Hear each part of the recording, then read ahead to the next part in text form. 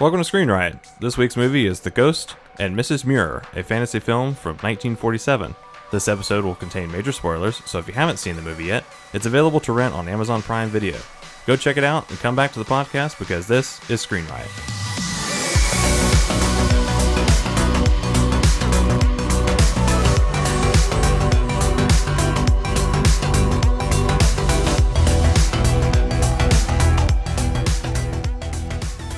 Welcome to Screen Riot. I'm Justin, and I'm joined with co-hosts Eddie, Kyle, and John. And as Kyle said in the opening here, this week we're taking a look at a fantasy film from 1947 called The Ghost and Mrs. Muir. Yeah. Am I saying that correctly this time? Muir. Yeah. So, what's this about? In 1900, Lucy Muir, a widower played by Jean Tierney, moves into a seaside cottage with her daughter and caretaker. And Lucy discovers that there's a ghost of the deceased former owner, Sea Captain Daniel Gregg, played by Rex Harrison, is haunted, or has been haunting the house, right? But she gathers the strength to stand up to him, and faced with dwindling means of support, Lucy agrees to write a book based off the captain's colorful life. Yeah. Kind of butchered that, but that's okay. You get the gist. Yeah. There's some ghost sex. Isn't it Rex Tillerson? No. It's Rex Harrison. Rex Harrison? Okay. Yeah. Who's Rex Tillerson? Okay. No idea. Go ahead. Made up name. Unrelated. Okay. Yeah. So the film is in 1 hour and 44 minutes. Not rated because it was before the rating commission, right? And it was directed by a man named Joseph L. Mankiewicz. Yes. So I'm not too familiar with this director, so I kind of looked him up and I wanted to look up at his history here. Uh-huh. He's mainly a writer. Okay. He's written something like 70 movies. Gotcha. Oh, wow. Right? He's directed about half of them. Hmm. Well, no, hold on, sorry. He's directed about 30 movies. Some of them were self-written. Okay. Right. So for instance, he's one of his writer-director things that he's done is All About Eve and a movie called Cleopatra. But he's directed Guys and Dolls. Mm-hmm. Okay. So some famous movies that everybody's probably heard of, if not seen. Yeah. He's also the, I believe he's the uncle of Ben Mankiewicz from TCM. Ben Mankiewicz is the, kind of like the lead show host that introduces all the classic films. Okay. That's and yeah, that's, the director is, his uncle. Oh, okay. Oh, nice. Yeah. Interesting. Joseph Mankiewicz is, Ben Mankiewicz's uncle. Did Ben go into film industry or anything? I mean, he works for TCM and he loves movies, so I'm assuming that he got it from I'm sure his he family. was around the business a lot. Oh yeah. So, interesting. So, this was made in 1947, so that means it was available for the 1948 Oscars. The only thing it was nominated for was cinematography. It wasn't nominated for any kind of acting or anything. So some of the other films that were up for cinematography that year were Great Expectations and Green Dolphin Street, which I've never heard of. I haven't heard of that either. Anybody? No. Nothing here. Weird. But just to say that the Best Picture nominees that year were Gentleman's Agreement, The Bishop's Wife, Crossfire, Great Expectations, and Miracle on 34th Street. Gotcha. Okay, so out of those, I've heard of one. Well, two. But you heard of Gentleman's Agreement? No. No? Nope. Oh. The Bishop's Wife? Nope. Oh, okay. So it's got to be Miracle on 34th Street. Yes. Yeah. That one I've heard of. Like the most classic Christmas film. Yeah. Yeah. Which is interesting about this is that Natalie Wood was the daughter in this movie. Okay. She the youngest was, daughter, yeah. Yeah, the youngest daughter. She also starred in Miracle on 34th Street. She was the girl in there. There was another daughter? Yeah. Well, they had like the youngest and then the older daughter. Okay, she was Anna as a child. Yes, Anna as a child. Yeah. Because I was like, there wasn't two daugers. She was in the younger version of that child. Right. Yeah. So she starred, well, I shouldn't say star, but she was in 2 Oscar-nominated pictures in the same year. When she was, what do we say, 7 or 8 years old? She's like almost 9. Yeah, almost 9 years old. Well, at least in Miracle on 34th Street, she was actually in the movie. In this movie, she's in there for about 7.5 minutes. Yeah. And, I mean, I don't even know why they bothered having a daughter for the most part. The payoff at the end. Yeah, well, towards payoff at the end. Well, the payoff is in the ghost actually. Rex Harrison, both of them. broke his promise. He lied, and he ended up talking to Anna. a lot. And they had like a great conversation and all that kind of stuff. Yeah. She fell in love with the captain. She's always loved sailors. Yeah. All that stuff. So that kind of makes sense. And she probably took it more as like a father figure, in a sense, because she didn't have a father figure in her life, right? Her dad was dead. And then one day he just up and left. The captain? Yeah. Yeah. Went out to get a pack of cigarettes and never came back. Oh. And just disappeared. I think we have different definitions of the word payoff, I'm not noticing, or payout, I guess, at the end. But yeah, go ahead. Well, I guess since we're getting into it here, so one of the things that it is nominated for an Oscar was cinematography, like I said. Yeah. One of the things that struck me in this movie was when she first finds the cottage and she opens up the door and you see Rex Harrison, or the captain, Captain Greg, we should probably call him Daniel Greg. Call me Daniel. You see him; he's like all in black, and you see it's like a ghost is standing there, But then they turn, they put on some lights, and then you realize, oh, it's a painting. Like I really like that shot that they did. They obviously tried to make it look very ghostly, very apparition-y, kind of thing, and they do it twice in the movie. But I mean, really, other than that, I didn't really find out anything that kind of stood out to me. Well, based off of cinematography? Yeah, based off of cinematography. I mean, am I missing something? Am I forgetting something? Or no, I don't think you're missing anything. I think you 100% watched the same movie I did, and they had a lot of pictures of the sea, a lot of open scenery shots. That's probably the only thing I can think of that they would give it high marks for cinematography. There's like a lot of wide shots. I don't know. Because other than that, it was all in rooms. Everything was like in tiny rooms. I did notice, though, there's a lot of tracking shots, though, like a lot of dolly shots. And I guess there were a couple of those. Pretty rare in like earlier movies like this. Because they're all shot like plays. Yeah. I mean, the very first shot in the movie is a dolly shot into the window of the house where she's currently living in with her in-laws. Right. But yeah, were you gonna say something, John? Well, I was gonna. Since Eddie brought up the sea, if you listen to the show for any length of time, you know my stance on montages. Oh, okay. I was like, your stance on the sea, on the ocean? Are you like, you fucking hate Poseidon? Like, what's... I hate the beach, for one. I hate the beach. It's one. I loathe the beach. Exactly. He's like, salt water, ugh, all of it, right? And smells like fish. There are 3... montages in this film, all centered around the damn beach. Yeah.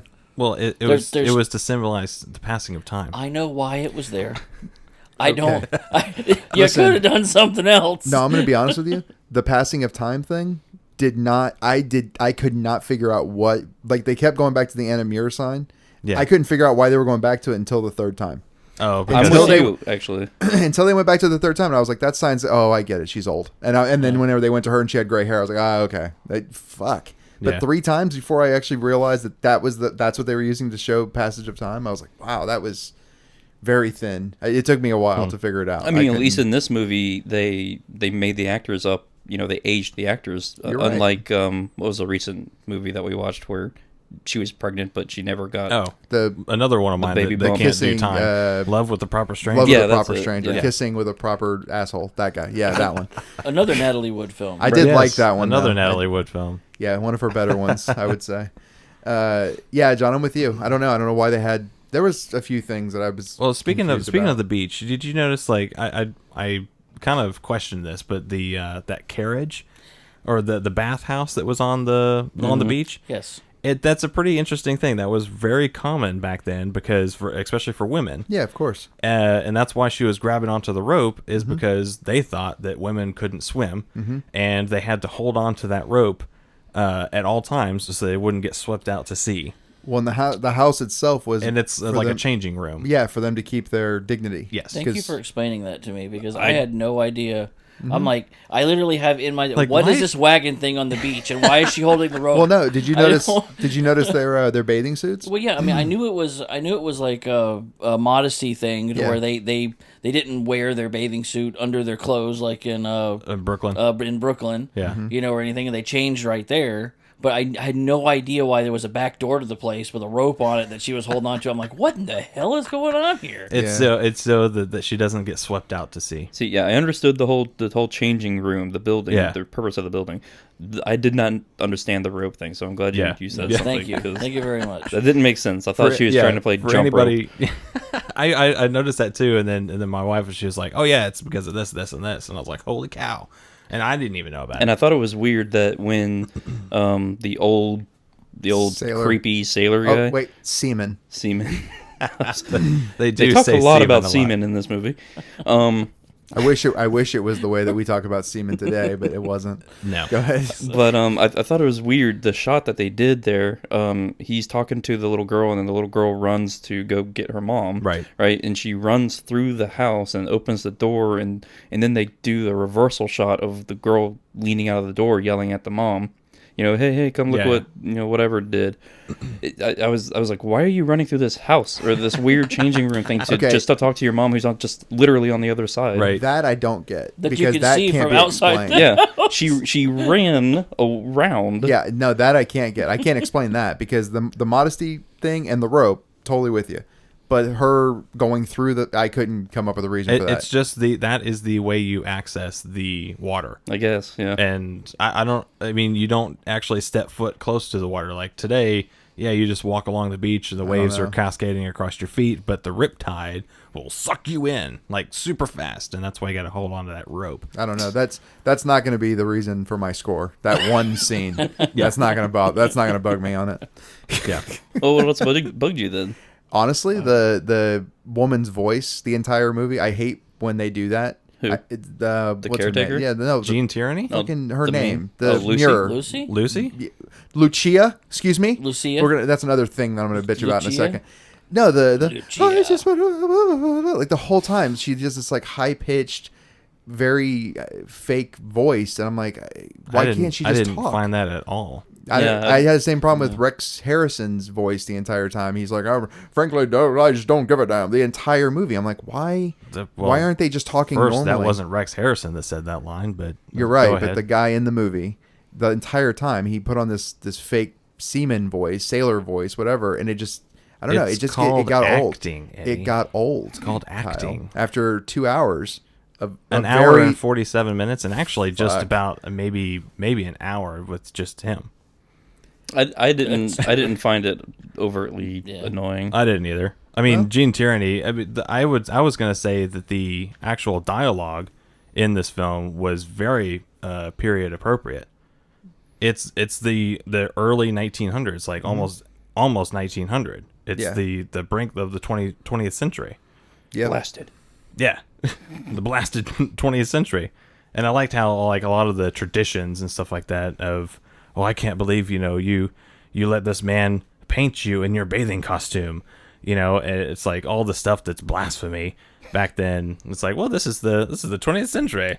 Like, come on. This is normal. This is the new norm. Yeah. But you also mentioned that Rex or Captain Greg wanted to change her name. Yeah, that was just annoying. I didn't understand that. I don't know. He's just a pretentious prick. To be honest, like to me, the whole thing with that was him trying to control her or something. I don't know. Very little of what they were doing with him interested me. Mm-hmm. I had almost no interest in it, and I didn't feel chemistry between them at all. Am I the only one who felt that way? Like I didn't feel like they were. No, I felt a lot of chemistry between them because they could be like themselves and sarcastic and laid back. Okay. Yeah, I didn't get that. I didn't get sarcastic or laid back. I got that from him to an extent, but that seemed to be who he was. Because at the very beginning of the movie, she was basically pushed down by her mother-in-law and her grandmother-in-law, I guess, her in-laws, because, she was living in their house and she wanted out. She wanted to be her own person. She's like, I want out of this family, pretty much. So having that conversation with somebody totally different and having her become her own self. And I thought the chemistry was great. I thought it was all right. What I did like was how over time in the movie, she started taking on some of his characteristics. Like she started saying "blasted" and things like that. I didn't mind. Yeah, that I could see, but I couldn't see. I didn't see any chemistry. But then, like when the outside Norm of George Sanders, Miles Fairley. There you go. When he walks in, which is the voice of Shere Khan, by the way. Love that guy's voice. And the original Jungle Book. Jungle Book. Yeah. Okay. Love that guy's voice. Wow. When he first talked on this movie, I'm like, holy cow. Yeah, his voice was pretty awesome. Wow. That's amazing. Very upscale British. Yeah. And he comes and swoops in and, he's like, ooh, hey, you got a nice bod. What's up? Let's hook up. Let's go. Well, Captain Greg said that too to her. Yeah, but more in a sailor voice, Oh, yeah. The most annoying voice ever, apparently. Don't be ashamed of your figure. Yeah. Jesus Christ. That's the voice. Yep. Light the blasted candle. Light the candle. For an hour. Oh, okay. So that was another point. We were talking a little bit earlier about before we recorded that cinematography shot. Yeah, I really like that one. Yeah, I forgot about that one. They're in the kitchen. Well, Lucy comes down into the kitchen at night to boil some water, and she's looking all around, and all the lights go out, and then she's got a candle, but you see this one area that's completely black, and that's where Captain Greg comes out of. Right. And I mean, he's like, "Holy crap! They lighted that perfectly." Yeah, I mean, yeah. She lights the candle. They lit that. They lit that. I know how to speak. They lighted that candle really good. They lit it. Yeah, she lights that. She lighted the candle, and then she pivots to the right, and then he's standing in that little corner, which they perfectly, shadowed off. Just enough for him. And the candle shots. Typically in old movies like this, the candle shots use like very, very sharp lights. To illustrate, a candle is lit and it's lighting her face, but typically they'll have like harsh shadows from the candle on the actor's face or whatever, and I'm like, oh my god, the light is too bright. But in this movie, whenever they had one candle lit, it looks like one candle is lit. I mean, they didn't have like a high key light. Yeah, they do use lights and everything to actually light the scene. Well, you have to. But and especially when it's super dark like that. But the candle effects were really good, I thought. Yeah. One thing I do have a problem with story-wise was when Lucy walks into the realtor's office. He says, "Yeah, I've selected some potential properties for you." And if he selected these properties, why is Whitecliff by the sea? Is that name? Why is that in the folder? If he wasn't going to show it to her, why is it the second one in the folder? No, it is. He takes one and he reads off the description. And she says it's too expensive. She says it's too expensive, so he puts it to the side. Then he picks up Whitecliff by the Sea, doesn't say anything about it, and then he puts it to the side, and she picks it up. Oh, I thought it was on the desk. No, it makes her immediately interested. If you picked these out for her, why is this even in the stack? I kind of chalked that up to he was just full of shit. Like, I just thought that he just probably has this like stack of rentals, and he's like, "Oh yes, I've spent time looking things up for you," blah blah blah, and it's just this random make him look important to make her look important. Well, and the other character motivation, I guess I could call it, is with the realtor when she finally says, she keeps trying to convince him, "Yeah, I kind of want the house, and he keeps trying to convince her, "You don't want it," but then he gives her this real big spiel towards the end, saying it's owned by the Australian brother, and they're charging me with trying to sell it, and I don't want it. I was like, well, sell it. Just buy it. Yeah. Why are you trying to talk her out of it? Right. Yeah. Yeah, I see what you're saying. Yeah. So that actually makes sense now. If it's a salesman tactic. Yeah, it's like, look at all these papers I got you. It might be. Or look at all these properties. Did anyone else see the end coming? Yes. Really? I didn't see the actual ending of him coming back and like taking her away from her chair. Not that detailed, but I did see. I actually honestly didn't see the actual ending until she was outside the window as an old woman. I was like, oh, okay. Well, she's gonna die, and then she's gonna become a ghost, and she's gonna finally, meet back up with Captain. When the Fairley, yeah. When that shit fell apart, and the daughter came back, and she still hadn't found a man. The daughter came back with her own man, and the mom is still alone. I'm like, okay, so we're gonna go I thought they were going to go deeper because I think I looked at the clock at that point. We still had like 20 minutes left. But then instead they sat down in the kitchen and had like a 10-minute conversation, her and the daughter. And that's where the whole, I knew a captain whenever I made this captain up, that whole thing. So by that point I was like, okay, so then we're going to see her from basically not birth to death. We're going to see her from widowing to death, never having found a man. And that goes back to the quote at the beginning of how you have two loves in your life, the one that's the love of your life and then the one that's the soulmate.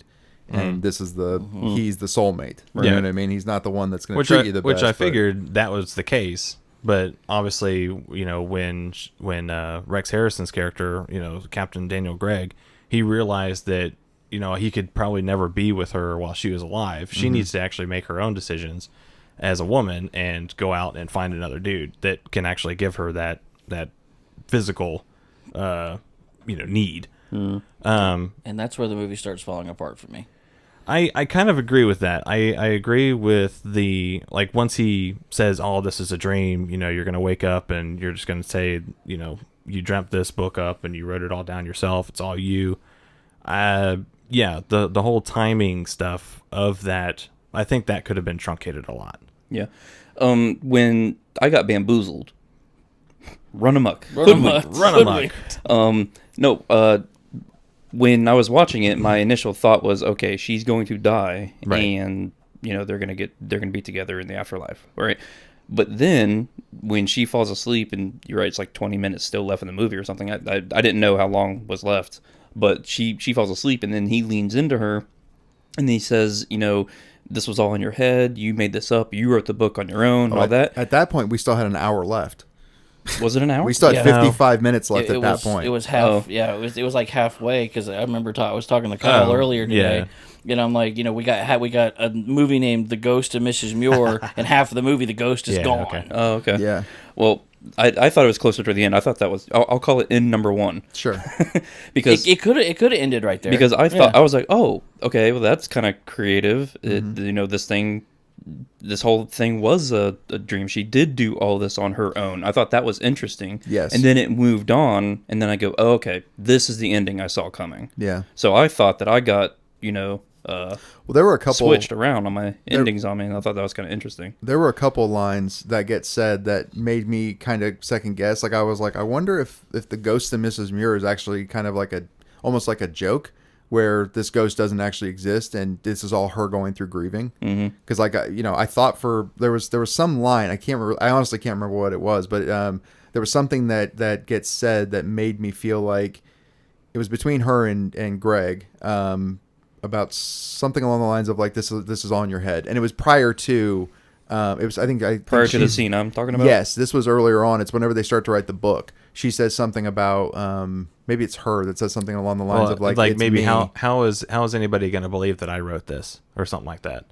Maybe it was somewhere in that area though, where something gets said where I was like, wait, is he real? Is he actually there? Or is this going to be like the ghost of Mrs. Muir and it's actually her working her way through her own demons? And then at the end, and then once I realized like, no, this is, he's hearing laughing in the fucking, but see, okay, the laughing at the publisher's house, I was like, I wonder, because he turns around and he was like, well, that's not very nice of you. So I was like, well, fuck, did she laugh? She manifesting, but in her head, in her head, she's hearing Greg's laugh, but it's actually her. If that movie was made today, it would have all been her. Right. He wouldn't have existed at all. I think it would have been like a Fight Club situation. That's how you can, because Justin and I were talking about this off the podcast earlier, and we're like, if it was remade today, how would they actually spin it to make it viewable in today's audience? I think that's a good. You would think that it's actually her talking to a ghost. The whole movie, they would Fight Club it, and then at the end, it would be the guy who's never there, and it was all her. It's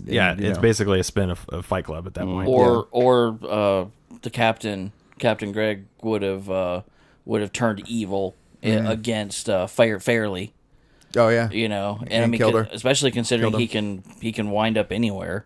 Yes. Yeah, apparently exactly. He can go anywhere he wants. He's not like following the typical ghost where you have to be in the house. You can't go out of the house type thing. He wound up in the garden pathway that she was walking in. He ended up on the train that was coming to and from town. Yeah, he was on the train. And the guy that was coming in, and he did another, you will not step foot in this carriage and blah, blah, blah. There's not enough room. Yeah. And he was like, well, how rude, Get the hell out of here, woman. Again, I think if you made it today, she'd actually be, she'd be a pseudo serial killer. But where I was going with that he turns evil and he goes after Fairley type thing, and it makes it look like an accident, but it was the ghost, and then they never get together because she's pissed at him for eternity.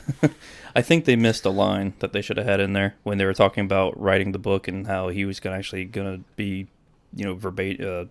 Dictating to her and all that. She was going to be his ghostwriter? Yes. Yes. Waka waka. Jesus Christ. But I will be your ghostwriter. Even in 1947, they went, no, we can that's fucking cheesy. That's just too It was probably written, but they scratched it out during filming. Yeah, that's pretty bad. No, but okay, so was it it was a 4-letter word that she typed out, but I guess nobody... Fuck. Yep. Well, it could have been... It was fuck. It was fuck. It had to be. What else do you call it? Cunt? No, because he was talking about sex, and I mean, it was definitely towards sex. It had to be. Okay, well, yeah. We can also go back and watch it and see where on the keyboard she types. No, the keyboard. It was too far away. Yeah. I don't know. I didn't get that crazy with it. You probably rewound and fast forward, and you're like, look, you can see a was- nip no, slip underneath her knee-length dress. I'm very curious on what they typed. My initial was that it was the F word. Yeah. Okay. I mean, well, because he kept saying the process and it was very colorful language. I don't know. It could be something else, but I went there. I don't know. What did you think about the music in this film? I liked it. I did too. I liked it a lot. Yeah. I'll be honest. Didn't really pay attention to it. I heard it nonstop, but it wasn't Gone with the Wind. Same score 400 times. Well, it kind of was, but it was in different keys. Yeah, I can deal with that. Which is not what Gone with the Wind did. Yeah, It played the same note every single time. That's what you're supposed to do with a motif, though. No, you're supposed to spin it up every once in a while, depending on the mood. Yeah, that's what I mean. Oh yeah, not what Gone with the Wind. Not with what Gone with the Wind did. Yeah, you're supposed to just do it in different keys, or stop it, or hide it in other, variations and all. Yeah. Well, the composer was Bernard Herrmann. Okay. Which also did Psycho, and Vertigo, and Citizen Kane, and Taxi Driver, and basically all of Alfred Hitchcock's films. And nice. that's I'm like, man, this music is really well done. Like, who is this guy? And so I looked him up and I was like, holy cow. Yeah. That dude has composed a lot of good shit. You know what? I'm surprised. I'm surprised that he was dead the whole time. He was dead the whole time. Really? That she can see ghosts. She can see dead people.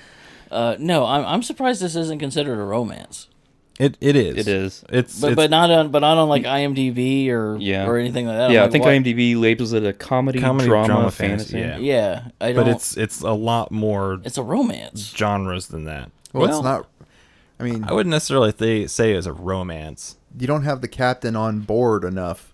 Yes, the joke is made there. Okay. You don't have the camera on board, the captain on board enough. You really don't, and I'm disappointed in that. Well, again, for the title they went with, I don't know. I can't really say I enjoyed large parts of the movie. Oh, here it is. Here's the full list of genres: comedy, drama, fantasy, mystery, romance, thriller. Mystery? Yes. What was the mystery? Whether he was real or not. Whether he was real or not, or the ghost of everybody doesn't believe her. It's a mystery. Yeah, but nobody's investigating it. It's not like Knives Out's a mystery, but this isn't a mystery like that. That's strange that they would list mystery. I don't know. That's a weird one to me. What was the last one you said? Thriller. Especially at the very beginning when she's walking through the dark ass house. Yeah. And the creepy ass music that was playing. Yeah. It made it very tense. I kind of wish they'd gone more with that. Like, I wish they'd a real haunting. Yeah. Like, I don't know. I don't know what you could have done to fix this movie, to be honest. Like, there's 15 different ways they could have gone. Mm-hmm. They chose to go 3 of those ways. It seems very strange the way they put it together. I don't know. Did you know that this movie spawned a TV show in 68 and 70? Yes. I did. Yeah. I saw that in my research Dad? about it. Yeah. The Ghost Dad. No? No, that's an '80s Bill Cosby movie. Same difference. Yeah, it had. Yes, won, but apparently the TV show won 2 Emmys. Oh, really? Yeah. That I didn't know. Yeah. What was the TV show called, John? The Ghost of Mrs. Muir. Oh, was it called that? Yes. Okay. No, I'm asking because I don't know. You said it spawned 2 TV shows. I'm like, okay. Well, it was one TV show that ran for 2 seasons. Oh, okay. That's what it was. Gotcha. Yeah. For 2 seasons, and it won 2 Emmys. Yeah. Did they go? Do you know anything else about it? Like, did they go a certain way in that? Was it a comedy? I didn't go that deep into the research. Was it like waka waka waka What the whole time? What I read was it was more comedy based than romance. Okay. It was kind of like what they did with the one movie that we did with Johnny Depp. Dark Shadows. Dark Shadows. Oh. But they went. Obviously, there was a TV show about it, and then there was They went movie. They went movie. Yeah, this was novel first. Novel, then movie, and then a TV show. Yeah. So this was based off of a novel. Right. So I'm just curious, by the way.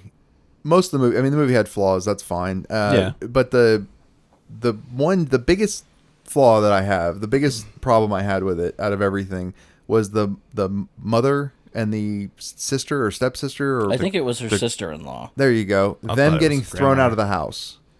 That was the weirdest. Oh, by Rex? Or, by Captain Greg? Yeah. Because he was, I don't know, it just did things. He was so physical in that one scene in a way that nobody could possibly ignore. Like the car rolling down the driveway, you could possibly ignore it. You hear a voice, you're like, oh, maybe I'm hearing things. You could possibly ignore it. You physically were tossed out down 2 flights of stairs.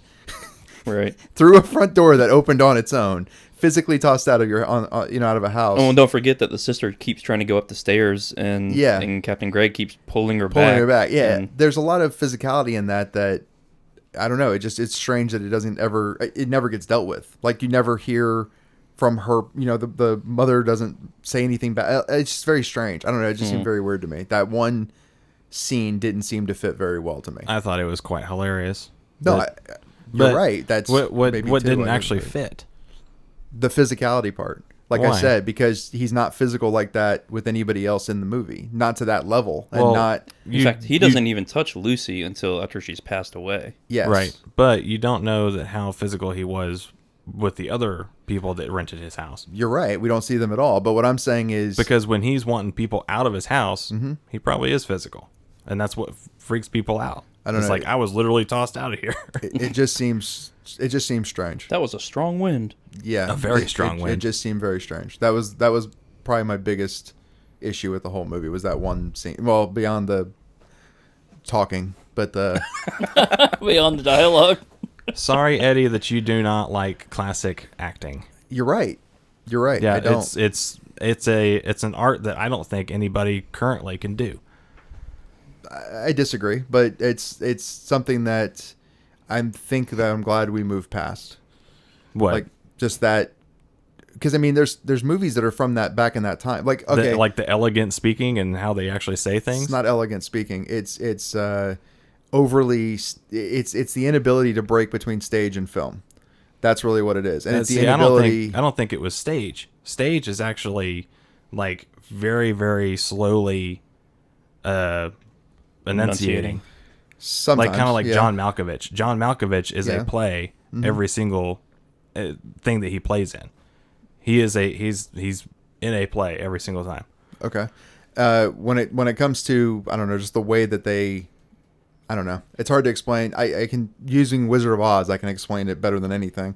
Wizard of Oz, Judy Garland talks in the way that all of these movies, all of these actresses from these movies, the way they talk. It's very like, oh, I just can't believe that this is what would go on. And it's just like, okay, nobody talks like that. There's not a voice in general like that. The thing I liked about Love with a Proper Stranger is that they dropped that. Now, granted, 13 years later, I think that movie was made. 12 years later? 1965 or 1963? I forget. 63? So, yeah. So it's a while later, obviously. Very. But they dropped that. They get rid of that, like, overly pretentious... I don't know how to describe it. That might have been studio doing. But when you look at the rest of, real fast, with the rest of Wizard of Oz, not everyone else in the movie does that. Now, Glenda does, and Glenda's another example of that type of voice. But when you listen to the guys talk and Auntie M talk, etc., they don't speak like that. They talk normally. So with the movies that are coming out today with like Queen Victoria, like the TV shows, do you hate how they talk? Yeah, I'm not a period piece. I'm not a period piece fan. That's the issue. Is you're not a period piece fan. Yeah, but I'm saying because you don't like how they talk. But it's not just that, but that's one thing. But with movies that are from the 1940s in particular, the way that they put on this, like, I don't know, it's just so fucking fake. It's like pretending that people didn't talk in a specific way. I'll give you a great thing. Hell on Wheels is a period piece TV show. They don't talk like that. They talk very normally, and I can appreciate that they talk normally. And it's a period piece. So, John, I'm sorry, I didn't mean to cut you off twice. There was back in the day. Back in the day. Back in the 40s, the 30s, the 20s, there was 3 different types of speech. Mm-hmm. There was the regular speech that we normally use today. Mm-hmm. There was the radio personality speak. Mm-hmm. And then there was the hoity-toity upper echelon speak. Yes. The upper echelon speak is what they're using in this. Yes. So it's a period piece, but it goes with the 1947 upper echelon people. Yeah. So it fits within the movie. I don't think they blew out, well, not in the 47, but the 1900s. Yeah. Yeah. I don't think they couldn't have done it any other way for back then, because that's how they actually spoke whenever they were the hoity-toity type. You owned a gold mine and a rich sea captain. Yeah. Yeah. Well, but I don't think I could talk any other way, Edward. Well, you gotta look at too. Like Titanic, right? Yes. They didn't have a whole lot of. Some people were hoity-toity, yes, but some people weren't, and they showed the different classes. Exactly. The people who spoke like us were in third class. Yeah, and they're the ones that died in the people in the spoke ship like me were in third class, in the engine room, or hiding in the potato sacks. Blast. That's me. Just to get a ticket across the sea. Yes. But the people in first class, they were like, all the hoity-toity speak. Okay. But that's basically where these people were coming from, mm-hmm. was they were all rich and all that kind of stuff. But I don't know. Because the maid didn't talk like that. No, May didn't talk like that. She talked more like Annie M. Yeah. Yeah. She did. So I was curious about this last name, Lucy Muir. Yeah. Muir. So it's actually a word. It's not just some randomized name that they picked. Yeah. It means sea in Scotch Gaelic. Mm-hmm. Huh. Oh, that's fitting. So that's why they picked it, I guess. Yeah, I guess so. The ghost in the sea. Yeah, the ghost in Mrs. C, I guess. Mrs. C?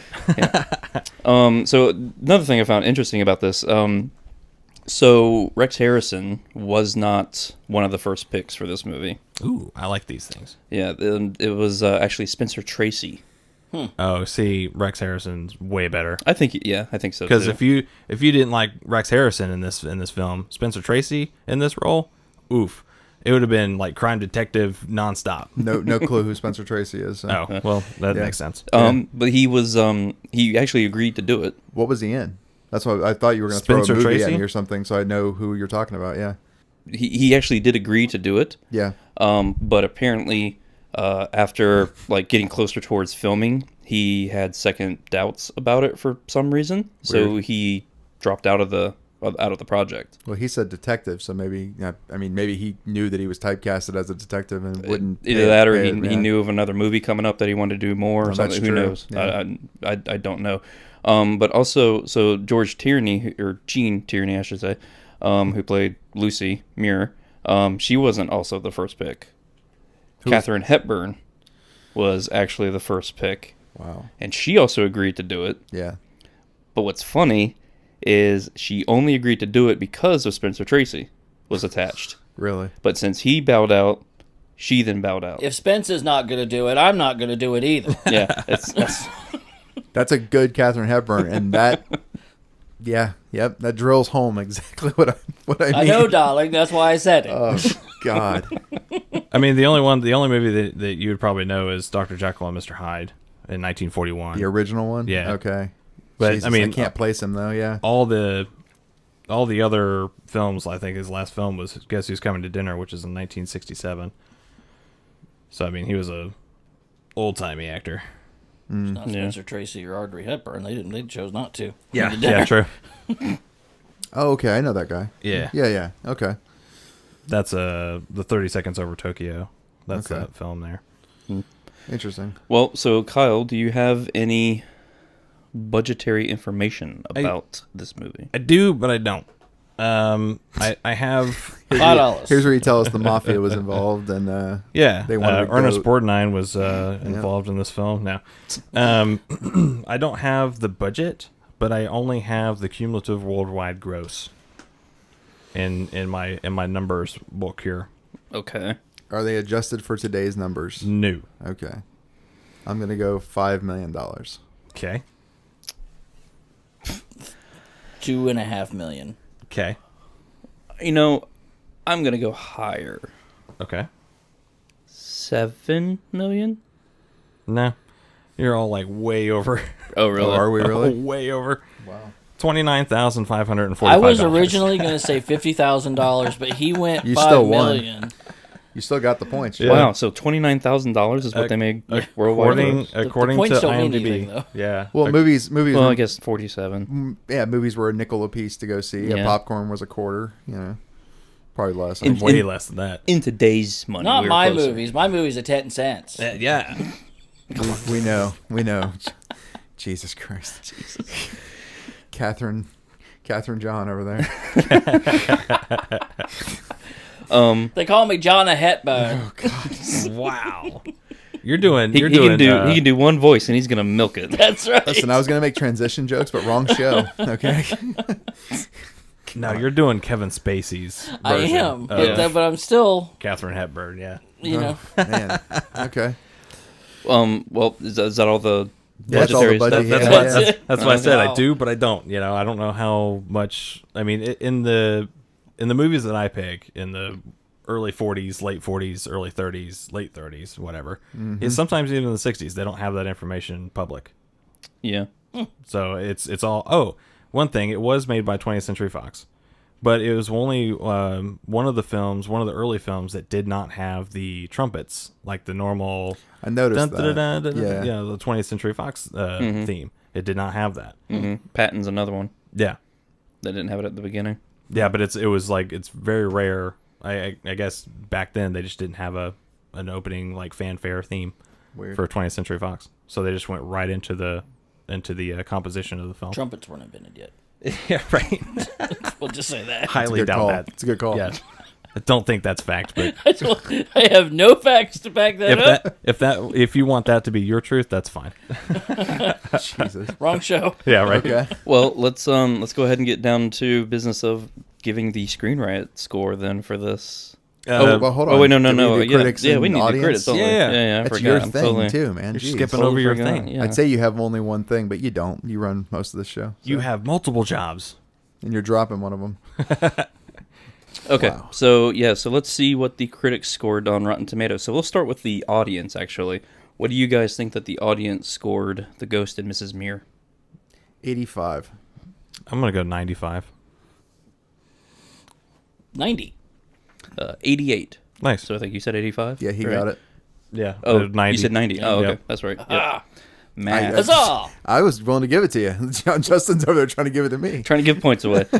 All right, so let's do critics score. What do you guys think? 85. 100%. 93. Somebody got it right on the noggin. 85. 100%. Seriously? Yep. How many critics? That's a good question. One. Yeah. Kyle. Yeah, it's me. Yeah.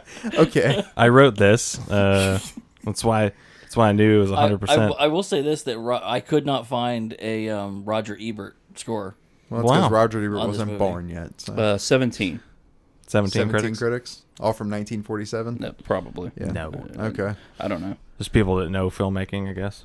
No, it's not even that. No, there's actually a couple from 2020 and then a couple from 2019. Yeah. So, but most of them are in the 2000s actually. Wow. So, I don't know why. Maybe that was because maybe there was an anniversary of it or something.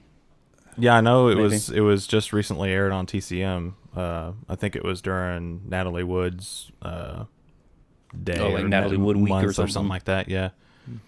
Interesting. So they had Love of the Proper Stranger. They had this film. They had the other, I don't know what other movies that she was in off the top of my head. Right. Miracle on 34th Street. Well, yeah. There you go. You're like, but Natalie Wood films as a grown woman, not as a child. Does she have a plethora of films? Yes, she does have a plethora of films. Yeah. So let's go ahead and do the Screen Riot score. So Kyle, since this was your pick, you get the honor of going first. Cool. Well, this is actually the first time that I've seen this all the way through. I've seen bits and pieces of it. And it was actually recommended by my wife to pick this in fantasy, but I really enjoyed it. I thought that the filmmaking was great. I thought the acting was great. I thought the dialogue was awesome. But yes, it was long. It was a little long in the tooth for like a period piece. They could have easily shaved off 10 to 15 minutes of the, like, towards the end where they're trying to do the time lapses of everything. Mm-hmm. I felt like each scene that they were in a different time period, it was really rushed. And I'm like, if you're going to rush it, then just cut it out. The whole wave scenes were longer than the actual time period piece scenes, it seemed. Yeah. But I guess that was the only thing that I had wrong with it. But with that, I think I'm going to do an 8.6. Okay, an 8.6 for Kyle. John, what do you give it? Okay, so I'm not as enthusiastic as Kyle is, but I'm not totally going to bomb it either. I thought the film did, like I said before, I thought the bomb. Lord. I thought the film. That's Dr. Strangelove. I'm not gonna bomb it, but the bomb. Yeah. But the bomb keeps going back. Sometimes you can't get rid of a bomb. It's not a bomb. Jesus. Despite the film weakening in the middle, when half the film doesn't have a ghost in it anymore, I did like it. It's not one that I'll probably watch again. But if somebody said, "Hey, you pick a period piece with Rex Harrison or Gene Tierney. Yeah, Gene Tierney," I'll say, okay, well, yep, this one has both of those. This checks off both of those questions. Exactly. It does. In the oddest set of requirements ever. Yes. Okay, and or Gene Tierney. Yeah, the Rex Harrison and or Gene Tierney. Oh, okay.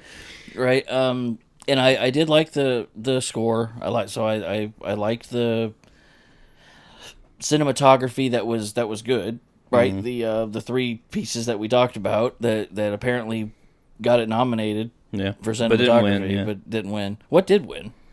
It was called Great Expectations. Oh, okay. I've never seen that one, but it's another period piece. Yeah, it's another Victorian period piece. So I think I'm going to give this one. I'm going to give it a 6. Okay. So John gives it a 6.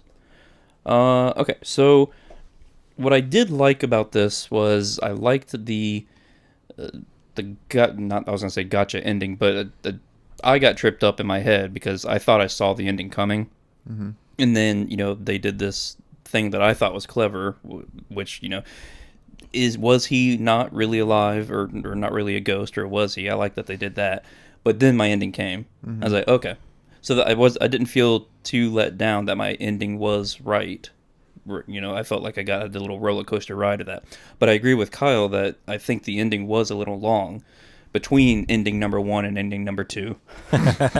Yeah, that little meat sandwich thing in between there. Meat sandwich, yeah. Wonderful. The meat sandwich, and his ending finally came. Oh, okay. Jesus Christ. Go ahead, Justin. Take it home. I was going to make a sailor joke. Semen. Yeah, okay. Semen, I guess please. You can. Yeah. Anyway, I didn't really notice the music all that much, but again, I'm the kind of person who doesn't really notice that kind of stuff. The cinematography stuff, again, that didn't really stand out to me like you were talking about. It's like 2 shots that I distinctly remember as being interesting. I don't think I would watch it again. Not even if somebody really, really wanted to. I'd be like, let's watch something else. Really. Let's watch a documentary. Let's watch a documentary. Let's watch Love with a Proper Stranger, another Natalie Wood film. But it was interesting to me. I am a Rex Harrison fan, so that was appealing to me. And I was kind of curious to where it all went. So I'm gonna go slightly higher than John and give it a 6.5. Okay. So Eddie, what do you give The Ghost and Mrs. Muir? Muir. It's not Muir. It's not taking gifts to Jesus. It's worse than that. You don't even fully pronounce it. You just Muir. Okay, so I did not enjoy the film immensely. I did like the music. I thought the music was pretty. I thought it was nice. It didn't shadow anything. It added two scenes and whatnot. I didn't feel like they had any real chemistry between the two characters, and I think the biggest reason was, like you guys have actually pointed out, he wasn't on screen that much. However, when he was on screen, he was a very large character. Like the actor definitely made a presence. Mm-hmm. I cannot stand the voices. It just bugged me. Other than that, I mean, I don't know. I feel like more than 15 minutes could have been cut out, and the film would have been slightly better.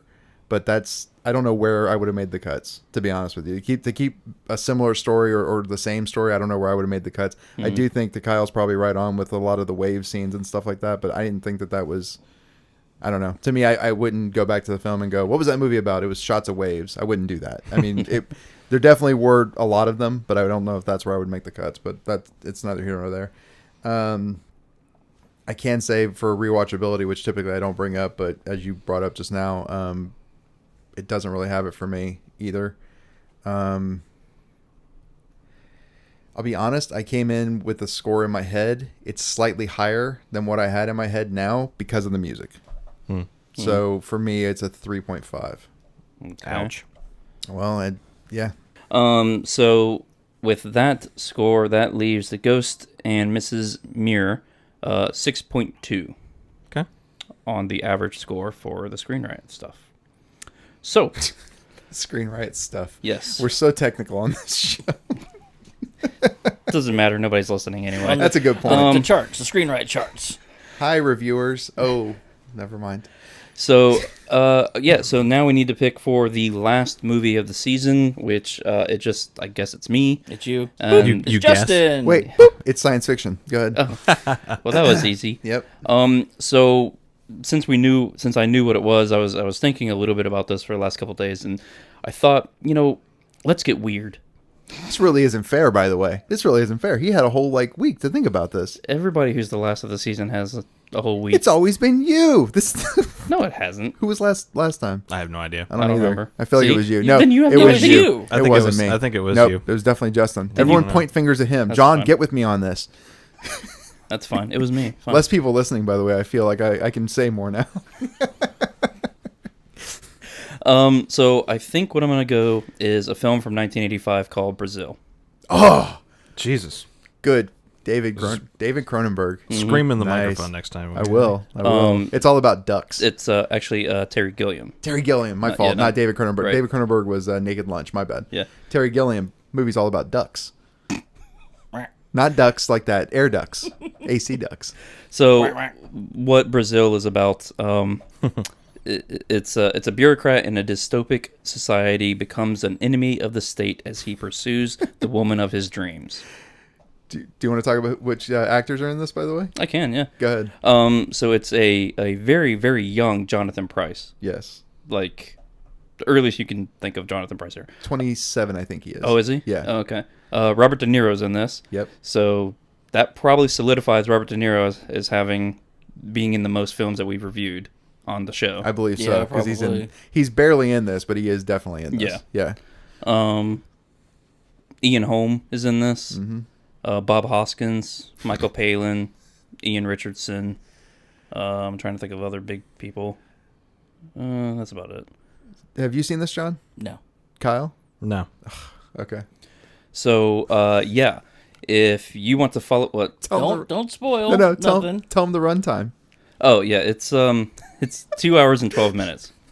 It's typical. Oh no, that's the shortened version. I have the Criterion Collection 3 hour. No, and we're not going to watch that one. No, theatrical release, please. Yeah.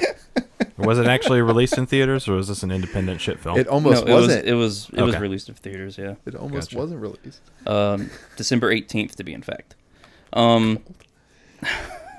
Eddie is way too excited. I'm cold. You're cold. Yeah, it's my fault. The air's blowing right on me, guys. So if you want to follow along with the hosts of Screen Riot, just go to justwatch.com and search for Brazil, and you can be weirded out right along with us on the show. So thanks for listening, and don't forget to enter our contest where you can win a free Screen Riot t-shirt. All you have to do is go to Facebook or Twitter and look for the post where we posted about Knives Out.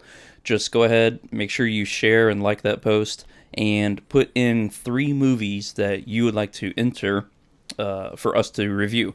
And we will announce the winner on the next episode of Screen Riot. So we will spin the wheel, we'll put all the movies on the wheel, and we'll spin it, and then we'll announce the winner.